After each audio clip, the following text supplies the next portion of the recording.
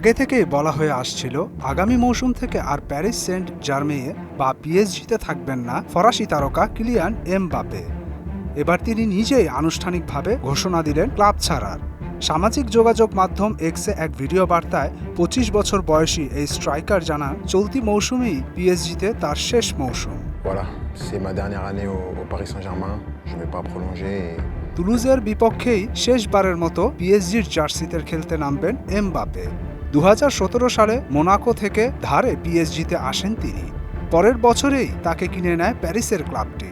পিএসজির জার্সিতে ৬টি লিগ ওয়ান শিরোপা, ৩টি ফরাসি কাপ সহ আরও অনেক ট্রফি জিতেছেন তিনি। ক্লাবটির হয়ে এ পর্যন্ত ২০৪ ম্যাচে করেছেন ১৭৪টি গোল। পিএসজিতে এমবাপে খেলেছেন লিওনেল মেসি ও নেইমারের সঙ্গে। প্যারিস ক্লাবটির হয়ে অনেক শিরোপা জিতলেও কখনোই চ্যাম্পিয়ন্স লিগের শিরোপা জয়ের স্বাদ পাননি তিনি। এবার সেমিফাইনালে গিয়ে বরুসিয়া ডর্টমুন্ডের কাছে হেরে বিদায় হয় প্যারিস ক্লাবটির। এর আগে ২০১৯-২০ মৌসুমে পিএসজিকে ফাইনালে তুললেও বায়ার্ন মিউনিখের কাছে হারতে হয় এমবাপেকে।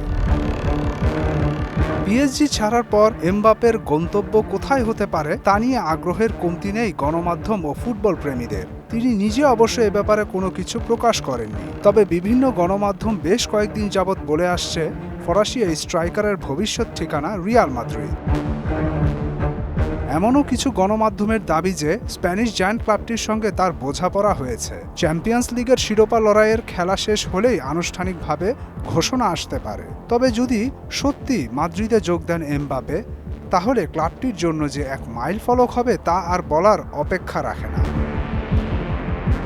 ফ্রান্সের হয়ে বিশ্বকাপ জিতলেও ক্লাব ক্যারিয়ারে এখন পর্যন্ত উয়েফা চ্যাম্পিয়ন্স লিগ শিরোপা জয়ের স্বাদ পায়নি কিলিয়ান এমবাপে। নিজ দেশের ক্লাব প্যারিস সেন্ট জার্মেই বা পিএসজির হয়ে এত বছরে ইউরোপের ক্লাব ফুটবলের সর্বোচ্চ আসরের এই শিরোপা জেতাতে না পারার এক হতাশায় হয়তো ক্লাবটির সঙ্গে ইতি টেনেছেন এমবাপে। তবে এর পরেও তিনি পিএসজির সর্বোচ্চ গোলদাতাদের একজন।